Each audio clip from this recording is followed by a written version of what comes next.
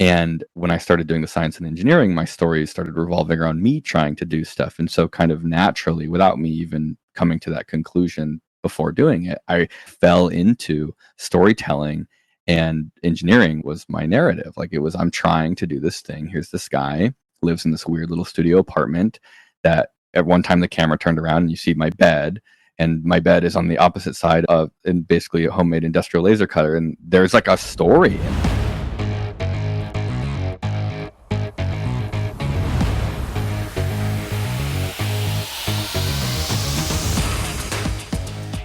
Good morning, good afternoon, or good evening, depending on where you're listening.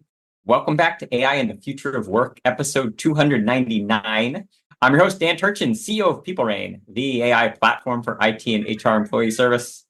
If you enjoy what we do, please tell a friend and give us a like and a rating on Apple Podcasts, Spotify, or wherever you listen. If you leave a comment, I will be sure to share it in an upcoming episode, like this one from Tad in St. Louis, who says he's a big Trekkie, and his favorite episode, of course, is the one with Steve Truitt, futurist and author who famously had a cameo in Star Trek: The Next Generation. I was touched by fame. Tad listens each week while driving the kids to school. He adds that he loves the fun facts. Tad, thanks for listening. And if you haven't heard it, go check out that one with Steve Truitt. We learn from AI thought leaders weekly on this show, and the added bonus, you get one AI fun fact each week. Today's fun fact. A research report published by IBM and Morning Consult confirms that AI can predict employee turnover with remarkable accuracy. Turns out by analyzing patterns in employee behavior, communication, and performance metrics, algorithms can identify which employees are at risk of leaving a company. This allows businesses to take proactive steps to improve employee satisfaction and retention. According to IBM, companies using AI for talent management have seen significant improvements in retention rates and productivity. My commentary: consider the ethical implications of using AI to predict turnover or anywhere else in HR. What could go wrong? For starters, false positives could lead to wrongful termination. Employees who are wrongfully determined to be flight risks could inadvertently be passed over for promotions or raises. Always consider how latent bias in the data used to train the AI models could lead to inaccurate predictions. And of course, we'll link to that full article in today's show notes. Now, shifting to today's conversation, William Osman is one of the most popular tech creators and, I will say, mayhem conjurers on YouTube. With more than 3 million followers, he's also the visionary behind Open Sauce, the creator community celebration that recently hosted more than 20,000 attendees, 500 exhibitors, and 150 creator celebrities in Daly City, right in my backyard. I was one of those attendees, and it changed my life. It made all of my nieces and nephews very jealous. William has posted nearly 200 videos that have been viewed more than 500 million times. William asks the hard questions on everyone's mind and answers them and publishes the results using Francis Ford Coppola-like editing skills. You may recognize William from recent fan favorites like how many parts can you take off a car? How to turn one-star toys into military nightmares, or the ever-popular Can a Rented Raccoon Simulate Fatherhood? William's also the co-host of the appropriately named Safety Third podcast, which has published over 100 episodes.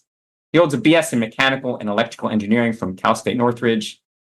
And without further ado, William, it's my pleasure to welcome you to AI and the Future of Work. Let's get started by having you share a bit more about that illustrious background and, wow, how William Osman came to be. Hey, thanks for having me. What a glorious intro that was. We usually just say the name of our guest on our podcast, but that was very honorable. I have been making videos on YouTube for, I think, professionally, probably close to 10 years now. And for, I would say, fun in general, in totality, it's got to be, since 2008, 2009? That's a long time. I actually don't even know how many years that is. I don't want to do the math. I think it makes me feel old. But I've been, just trying to entertain people for a long time. And about, halfway through, I decided to converge my engineering side of my life and my entertainment side of my life into the same thing. And that's how I ended up making YouTube videos about science and engineering, in loose air quotes. I mean, it is science and engineering, but it's also not the useful science and engineering that people usually expect when you say the word science and engineering. But that's pretty much how I got my start, was making silly videos. Nobody really watched them, and then I started making silly videos about engineering, and all of a sudden people started watching them, and that's it. Just kept going. What were the tools like in 2008? There was no creator community. There was barely a YouTube, like blunt objects. Yeah, it was. I think it's funny because a lot of the actual like video making tools are very similar. It was, we used Adobe Premiere, After Effects. I think Flash was still a thing back then, and the community was, ironically, like, it's kind of the same. It's a little bit maybe friendlier then than it is now. It was smaller. It was more tight knit. There were less people on YouTube, and YouTube as a corporation was a little bit more open armed, willing to work with the creators on the platform because it was so small. Weird things happen when a company becomes big or community becomes big, where you can't really keep track of who is who, and so you lose that semblance of community. It's like a small town with 1,000 people. You know who everybody is, and then you go to New York, and everyone. I don't know if you swear on this podcast, but that's what they do to each other in New York when you get in each other's way. It's encouraged on this podcast. Yeah. I'm walking here. We edit that into the podcast. Some edit it out, but we make sure that there's at least a certain threshold for every episode. So indulge. Yeah. But that's kind of my, but I think early YouTube and early online communities were a nice place. It was smaller. It was very community driven. It allowed people to know who everyone was. And so you were a little bit more, you were kind of naturally encouraged to, be nice and collaborative. And, nowadays it's so big and there's so many talented people, working, making content online, that the community is a little bit less, I think, fun than it used to be. But other than that, I mean, it's kind of the same. Like, there are more powerful tools, but you don't really necessarily need them to make good videos. I don't know if that makes sense. Makes complete sense. So you're telling me that there was a William Osman making videos before there was the science and engineering creator that we know as William Osman. Take us back. What are some of the things that flop that we don't know about, like the raccoon and fatherhood? So when I watched videos on YouTube when I was in high school, because I think YouTube came out and it was like 2004, 2005, I think was the kind of nucleation of YouTube. And that was a, very kind of influential part, I think, of most youth's life, is this transition between being, a child and an adult. And so I was watching YouTube videos. You had this pressure of, you got to do good in high school so you can go to college, so you can get a job. And, you're trying things, you're learning, you're finding what inspires you. And for me, I really enjoyed watching a lot of early YouTube creators like Freddie W, Corridor Digital, and they were doing special effects. And the kind of engineer side of my brain really liked that. There was something about creating a visual, like this almost Photoshop for video, where you could create things using a little bit of math, a little bit of, kind of like it's like a little bit of a machine when you build stuff in After Effects. It's not just Photoshop where you're moving pixels around. You have to link things together. You can, write scripts and you can make cool effects happen. And that was interesting to me. And so I started doing that. And I'm like, I could, I want to make videos. And so I was just, kind of copying the channels and the creators that I looked up to. And so it was just, everything was based around very technical things. This is a cool effect idea. Let's make a video that includes this special effect in it. So that we learned how to do green screen. My friends and I, we learned, we kind of would make physical props and then add special effects on top of them, and kind of a combination between practical and computer effects, and then kind of a little bit of dabbling in 3D stuff later on. And it was all an exercise in not necessarily being entertaining. It was more an exercise, like a technical exercise, and how do we make these effects look good. And it was a really important lesson for me early on, because making something look good, I've realized over time on YouTube, is not really how you make people watch your videos. I would call it like scope creep, or, like you're chasing the wrong thing, not chasing the dragon. That's different. And I think that lots of people focus on that, because the most difficult thing to improve your videos, to make people watch them, is not buying a nicer camera. It's not having better special effects. It's more of a creative, more of a writing problem of how do I communicate with people? How do I tell a story? And so that was, my early YouTube videos didn't necessarily tell effective stories. I mean, they did tell stories, but they were very short, very, kind of one-dimensional and silly, which is fine.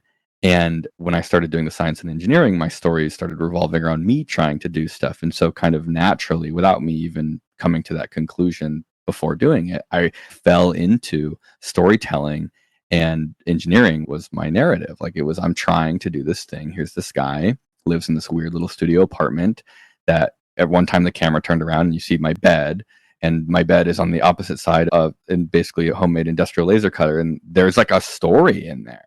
And I never thought about it at the time, but that's a really weird story of this dude has a laser cutter like 15 feet from his bed. What is this? What is going on? And I think back, and I don't know if I'm lucky or right place or right time or work hard or a little combination of everything. Being a young person trying to scrap my way through life, I happened to, just be living in a small place, and I happened to have built an industrial laser cutter and have other tools inside of my small, bedroom, basically studio apartment. And that was my story. And people really, like, they felt like they, I don't know, understood it, or they found it interesting, and that's largely why they watched it.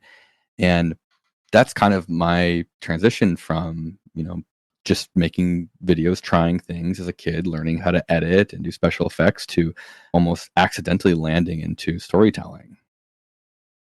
You know what I think you tapped into that is so special is that almost part of the definition of being a nerd is feeling isolated. And growing up for me, it was, watching MST3K, and, maybe occasionally, you chance upon someone in school or in some kind of very, narrow nerd community that you have. And there was kind of some sense of kind of a kindred spirit, but it was all about kind of being isolated and doing your own thing. And all of a sudden, like, oh my God, 20,000 of us showed up at Open Sauce. And it was just this like full-throated celebration of like nerd culture. Talk to us about the vision behind Open Sauce. And do you ever step back and be like, there's something like sociological that like I've created that just didn't exist before? I'm pretty numb to it. I think that it's so in my face, and it's one of my biggest nightmares that I, have gone through the past 2 years, because it is a lot of work. It's an abhorrent amount of work. But that is, what you've just said about being kind of lonely and not having a lot of, peers necessarily right next to you, was a huge driving factor. And I think everything I've done, I haven't done like a full, like psycho, breakdown of my life. But I would say that when I was growing up, I did not have a lot of fellow classmates who were into this stuff, maybe one or two. And it was mostly me just doing stuff. I was just, going on instructables.com, kind of a tutorial website where people would post their projects. And, there are a lot of people who are into this stuff, that making and building and robots and electronics and engineering, but they all don't live in the same neighborhood. And the internet allowed, I would say them, but I would say us, because I think includes me. Like, it allowed us, this community of makers that doesn't live close to each other, feel like you maybe do live close to each other using this weird cable that plugs into the back of your computer. And that is probably one of the biggest driving factors of everything I've ever done in life, is this online community, because it allowed me to share the things I've done with people who are interested in them, as opposed to just, my fellow classmates at school who'd be like, okay, that's kind of cool. I don't really understand why. Or, especially like parents or grandparents, where, that classic engineering thing where if it's not useful, it's a waste of time. And I think for me, Open Sauce was this real in-person version of that community. And there's a couple of events that exist that used to do that don't really do that anymore, and that made me sad, and I wanted to bring it back. And so for me, that was my goal, was how do I bring this community into a venue for a weekend to show off the crazy things they've built that my grandma would never understand, and she would say is a waste of time. That honestly is a waste of time, but it's not a waste of time. It's a good way to throw your time away, because you're not watching TV, you're not playing video games. Not that any of that is a waste of time in moderation. You're doing something silly that you learn how to potentially do very useful things that you can then apply to more useful things. Not that you ever have to explain what you're doing in a way like that, which is frustrating to me. It's never a bad idea to build something dumb because you learn so much, you have fun, you get to express your creativity. It just, to me, that's what happiness is, having an idea and pursuing it and completing it. And everybody dies one day. So what's the point of everything being useful, right? Like, why not? Why not do it? It doesn't matter. If you can, you should. If you have the time to do it, you should. If you have some disposable income to buy some, little microcomputers and some motors to build some stupid little robot, do it. Don't wait. So you said something earlier that wasn't exactly what I expected you said, but I got to dig into it. The success of a video is less about, like you said, kind of the quality of the editing, and it's more about the creative aspect of it, the storytelling. I think a lot of people, when they think about what William Osman does, it's more about the science and engineering, and they don't think about the creative process. Talk to us about your creative process. How do you come up with ideas? I take it every idea doesn't work out. So what's the process of figuring out what are the ones that you're going to invest a ton of time, presumably weeks, months getting something right, but there's a lot that gets left on the cutting room floor. Yeah, that's interesting because that is what people would describe the videos as, but it also is the part of the videos that they're least interested in. And they would never be able to explain why they're not interested in it. They think that's what they're watching. They think they're watching science and engineering, but they're actually watching a narrative. And the science and engineering is simply a tool to accomplish your arc of the narrative. What is your problem? I think the best videos are the videos where you have a problem in your life that is generally real, and you come up with an engineering solution to make that go away. So there is a video I did several years ago when I lived with Michael Reeves where he is walking around on the carpet above, my bedroom. He was in the living room up above, and the floor creaked, and I electrified the carpet and put this like acoustic, contact microphone. I'm not really sure exactly what it is. And so it would pick up the creaking, and then it would turn the taser on and shock him. If it lived in the house for a couple of hours. Like, I immediately tore it down because it was obviously I'm not actually, that's not the goal. The goal is to just come up with a solution to solve this real life problem. But people immediately understand and relate to it because everyone's had that upstairs neighbor, if they lived in an apartment or they lived in a 2-story house where it was creaking and just really annoying. It's really annoying, especially if you're trying to sleep and there's just yes, the joists are just slowly shifting. Now you have a baby to simulate that. Yeah, exactly. Those little noisemakers. And it's a real life problem that people relate to, and they want to know the outcome of it. It's not a great story, but it is a story that you can follow that has a novel approach to a solution, and people are interested in that. And so when I make videos now, I try to, there's always this struggle. There's always a struggle between what is something that I'm interested in, what is a good idea. Yeah, I say that in air quotes because it's, good idea is relative, versus what is my problem. So if I have a funny idea, I have to sit down and think about, how do I explain that to the audience? How do I explain that to people watching that gets them wanting to know what the solution is? And you would call it like a story arc, right? You learn this in any class that teaches you about narratives, where you have your sense of normalcy, and then something happens, and then you have to fix it, but it's not going great. And then you have a profound core memory moment where you learn something important and valuable, and then you come up with an actual solution, and then you return to normalcy, So that's kind of loosely what good YouTube videos are structured around is that arc of, here's my problem, this is my solution, I'm doing this, it's not going well. And then you can watch pretty much any good engineering video, even a Mark Rober video or Michael Reeves video, and you'll find a lot of these patterns of, I did this and then I struggled and then I blah blah blah, I almost gave up, and then this, and it makes stories, it makes the engineering interesting. Any examples of any videos that almost made it and ended up getting canned for some reason that just felt like they weren't? I have a lot of ideas where we'll film something. Oh my god, baby! Chelsea, you want to lock him in a room? She's screaming. Okay, just preferably not the room with retina smelter, right? Yeah, Right? Just a little parenting advice. That thing's long gone. Several years ago, I filmed a video with my friend Kevin, whose YouTube channel is The Backyard Scientist, where we became oyster farmers for a day. So I hit up these oyster farmers on the East Coast. I love oysters, and I don't really know what my motivation is. I mean, even me trying to explain it right now is essentially how I probably would intro this video, and I do want to make it one day. I have everything. Just I don't know what the story is. I don't know how to explain to people why I wanted to do this. But that's what I'm trying to even do right now, talking to you, is explain, yeah, I like oysters, and I've always wanted to eat an oyster directly from the ocean. And so I became an oyster farmer 24 hours. That might actually just be a good enough explanation for this video. But that's a struggle that I have with some stuff where it's not really engineering, but the channel is more about me and my ideas, which is the whole narrative thing. And so it doesn't really matter if I don't build something. And I, just didn't really know how to explain it to people and make it feel like it was worth their time. And so I kind of just didn't do it. Filmed everything, and there is a rough cut, but I just didn't follow through with it.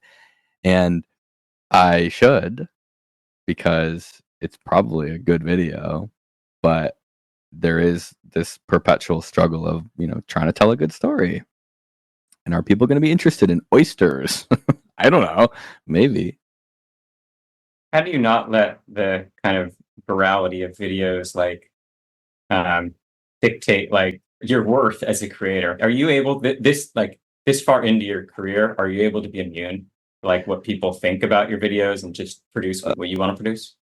Yeah, generally, yes. I mean, I do. It is always on the back of your mind because you should be, as an entertainer, trying to entertain people, and so you do need some feedback to make sure that you're doing things correctly, or if you should go in a different direction or whatnot. Because it's my nose is in the dirt doing a lot of this stuff where I'm doing it. I don't know if this is interesting or funny, or we just the second channel is a good example of one where I'm way less bothered by it because we just do something silly.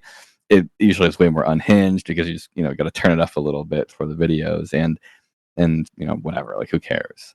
Doesn't matter how people really perceive it. It's just supposed to be fun and dumb. And is there a narrative? Loose, very loose, not a strong one. But the main channel is supposed to be, for me at least, it feels like a bigger story, like a bigger purpose. Like I've got a couple of videos that I'm working on, and one of them it started 2 years ago, and it became very big, and I didn't know what to do with it. And I realized that I probably should just make it big and go full dive into it, make it a full documentary about this insane machine that I found that has this insane backstory and these insane people that are into it.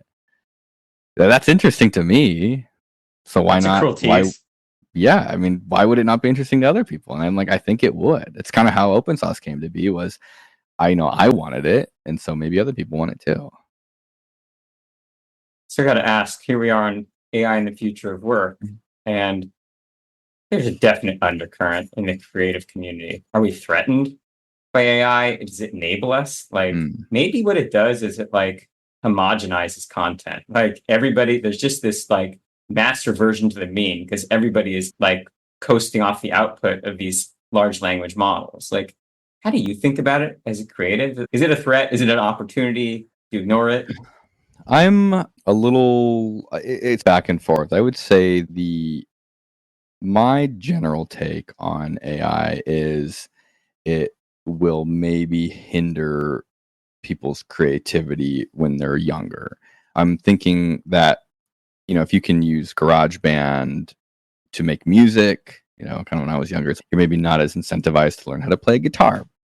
If you can just type something in to make a song, maybe the magic of learning how to, play an instrument goes away a little bit. If you can do it super easily using a computer and AI, will that hinder some young person's excitement about figuring it out on their own? Maybe. I don't know. If you can just, because AI there's a lot of very powerful AI tools. There's AI music generators, which are astoundingly good. They're not perfect, but they're amazing.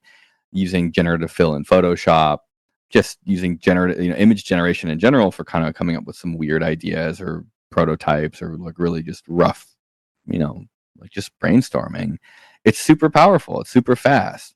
I'm a little worried about this kind of creative vacuum it might create where everyone relies on it. Once it gets better and better, people rely on it maybe too much, will create this void where no one is really, I don't know, being truly creative. I think that the best use of AI is by people that grew up without AI using AI, not people that grew up with AI only using AI. I don't know if that makes any sense.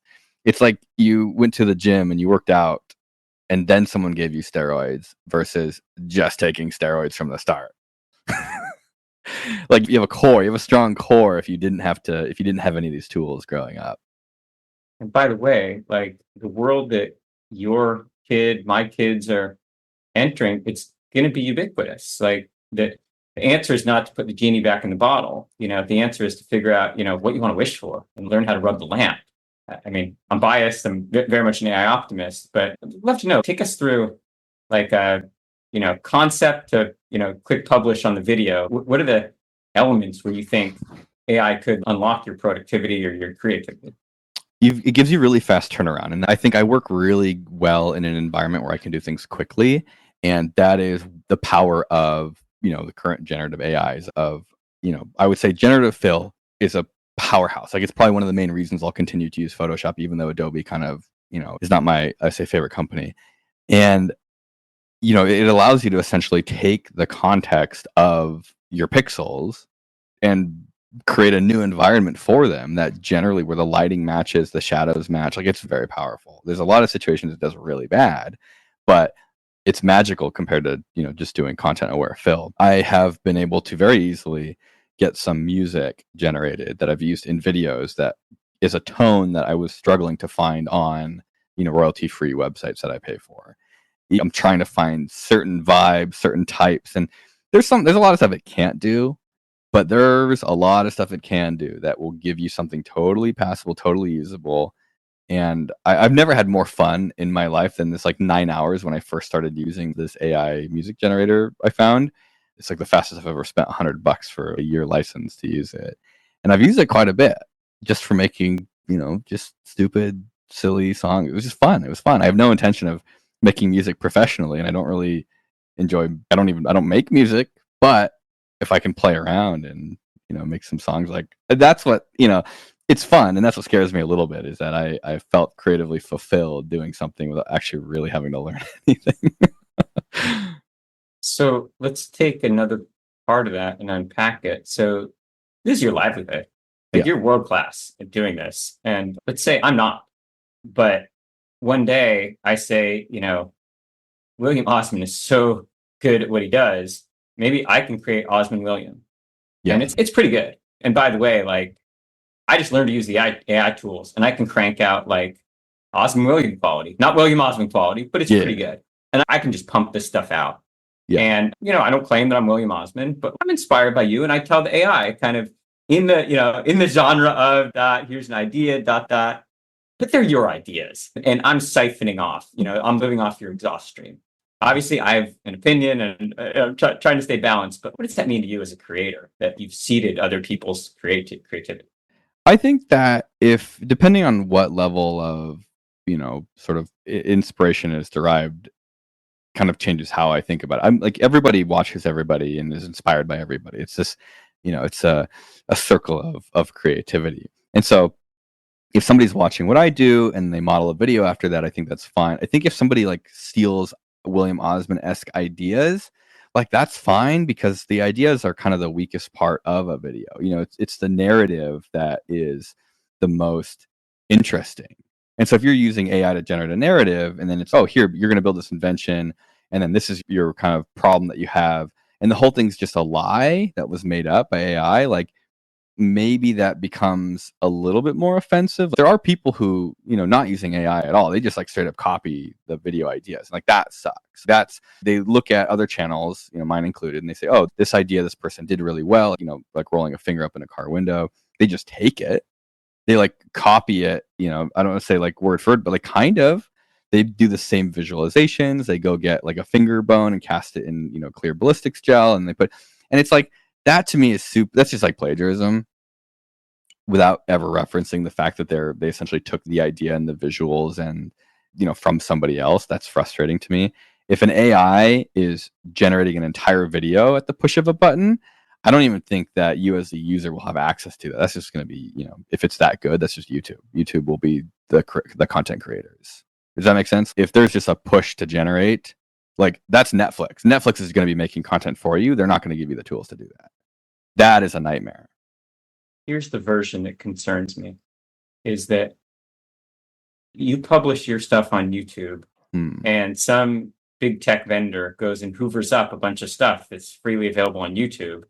And, Osman William, I didn't set out to say, go and grab me stuff that actually William Osman created, but it does it. And it kind of, morphs it, a bunch of stuff together. And the output, actually used stuff that's kind of, no direct identification, no way to trace it back to the actual William Osman, but the thing that I generate and publish as Osman William actually is, an amalgamation of real stuff that existed.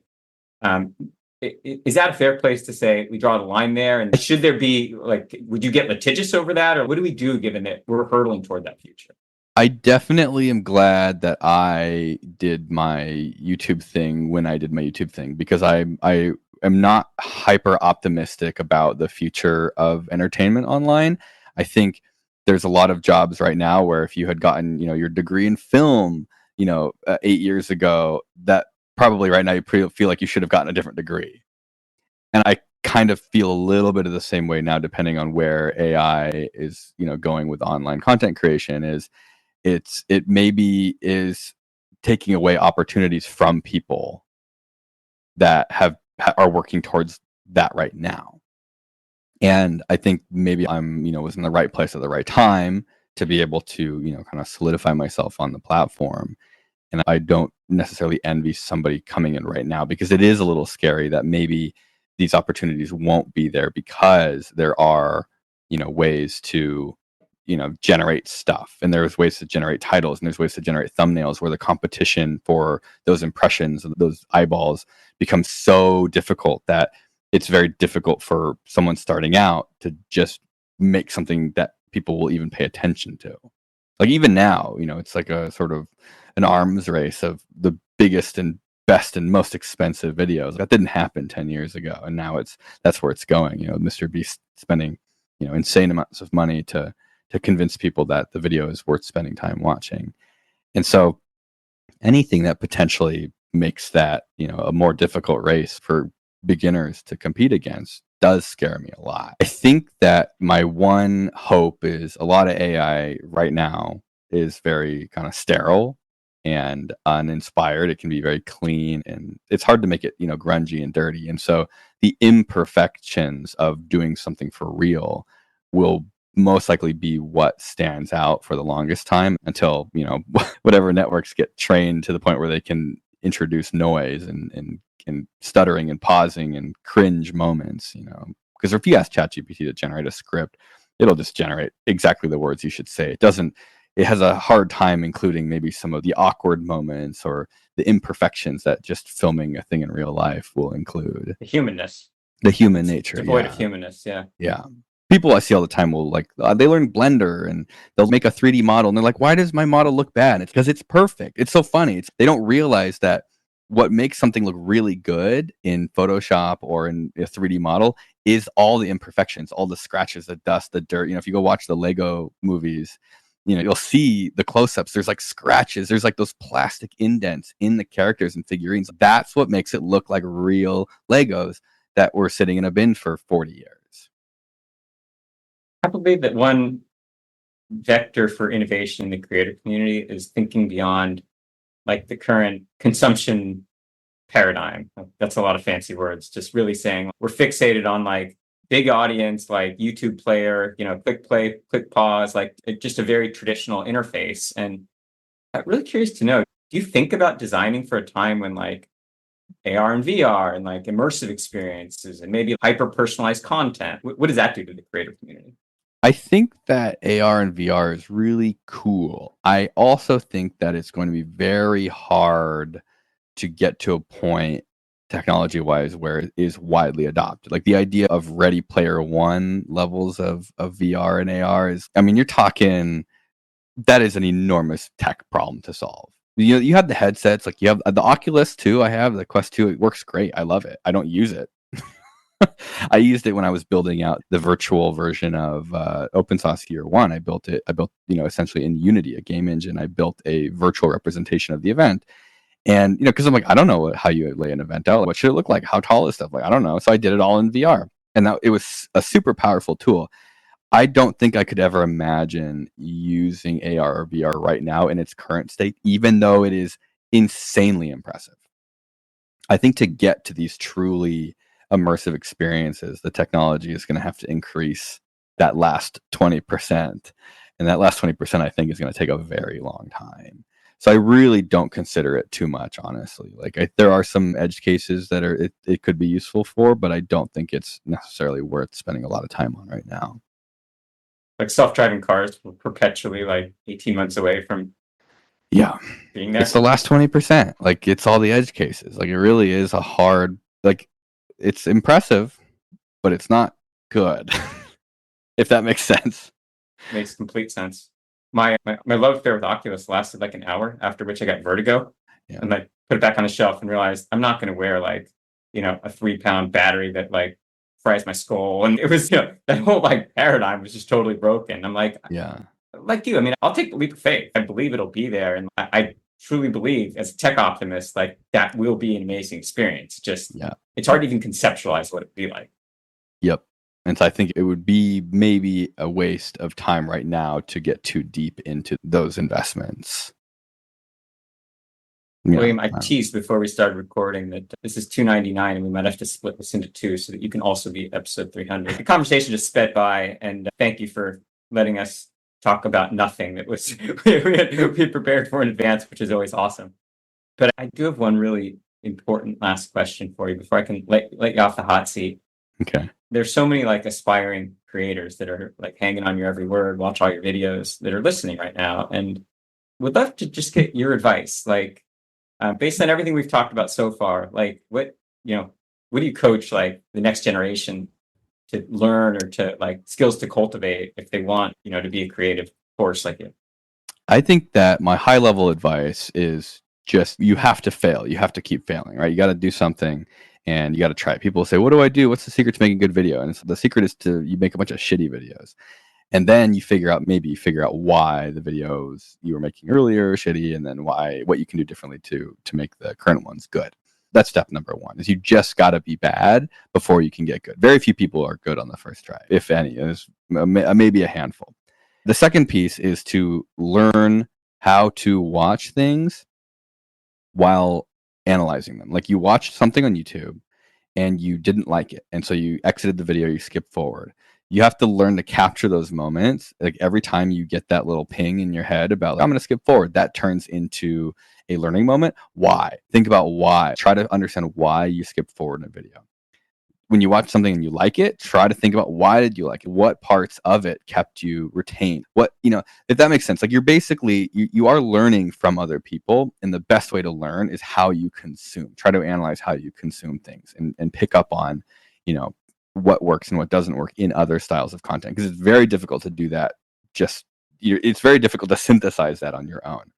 It's easy to consume a title and thumbnail to click on. It's very difficult to generate a title and thumbnail to click on. And other than that, like if you are working hard and you're trying to make videos and people aren't watching them, after a while, like pivot, do something different. Like you don't just keep doing the same thing over and over again. If it's not working, you'll know pretty quickly if it's working. And if it's not working, do something different. Switch it up. Do more analysis. Watch more YouTube. Figure out what other people are doing. What are you missing? Why isn't it working? And that's it, basically. It's you just got to try stuff. I mean, that's what I do. It sound way easier than it is. That's the thing. You just bang your head against the ground until something happens. Like I've been making videos for a long time, and not a whole lot of people watch those early ones. And then I did something different, and I don't know how to tell you, like how to figure out that thing. I just started doing science videos and people liked it. And I was like, it worked. And, if you are doing it and it's not working, and you just switch it up. And then if that's not working, switch it up. If that's not working, switch it up. In the early years before you had a following, did you ever think of I'm just going to do this for an audience of one? And as long as I love it, like I'm going to play through the pain and just, 'cause there had to have been years when you're like, wow, I'm toiling in obscurity. Yeah, I think that it was always ironic to me that we would, my friends and I would spend more time making videos than people would spend watching them. You could add up, oh, we spent 100 hours making this video, and it got viewed by 50 people on average, 3 minutes. You're like, okay, that's sad. That's sad. I'm sad. It's sad. But you don't really care because it was fun. You're doing it with your friends. You're in high school. Nothing matters. There's a point where that maybe pivots a little bit, and you're like, oh, I gotta make sure that people watch it or whatnot. But it was just creative. It was just for fun. I didn't really care at that point. It was very exciting when people did watch them, but I didn't expect it. Okay, I know all 20,000 of us that attended Open Sauce didn't get a chance to thank you personally. So I kind of feel like I'm doing it on behalf of that whole community. You, not just the videos and the online persona, but that thing that you gave birth to. Like, it's special beyond just being another event. Like, it's a cultural movement that is providing an outlet for a lot of people who need it. So just amazing work. I thank everybody for coming, because that was my worst nightmare, is making this thing and nobody showing up. I was there just in awe of, the scope, the scale, just the creativity, and just that vibe is hard to create. It's a lot more than just renting the Cow Palace. Yeah, it's a lot. It is a passion. It's a very passion project. It's a lot of work. Hey, before I can let you go, where can the listeners learn more about? I know it's not hard to find you online, but go ahead and promote your. If you just search William Osman, you'll get the sort of science and engineering narrative side of my videos. If you search William Osman 2, you get kind of the more unhinged, trying to, be a farmer, but there's not really a farm. There will be a farm one day. I want to make a farm, not a good farm. But that's William Osman 2 is. Oh yeah, oyster farm. Just stupid weekly unhinged videos. There's more swearing on that. It's more inappropriate. If you're interested in open sauce, you can check out more information at opensauce.com. And if you're interested in hearing panels and discussions and talks from people like Adam Savage and Mark Rober and all your favorite creators from the internet, we recorded everything from open sauce, and that is available for a very low price relatively at opensauceathome.com. And there'll be a bunch of stuff coming out in the next couple of weeks as the editor chews through it, and a lot of it's good. There's a lot of funny shows, a lot of great panels with Mark Rober keynote was the stuff of legends. Yeah, I was cleaning up ping pong balls from their science show for 2 days after the event ended. They exploded everywhere. Hey, we've started about 10 different conversations, and I would love to offer you an open invite. Come back and we'll continue at least one of the others that we didn't quite pursue in depth. That be okay for you? Yeah, it's fine. Just let me know, and I'm down to come back. Thanks so much for having me. This is great. This is really a lot of fun. I appreciate you hanging out with us. Yeah, anytime. Good stuff. That is all the time we have for this week on AI and the future of work. As always, I'm your host, Dan Turchin from People Rain. And of course, we're back next week with another fascinating guest.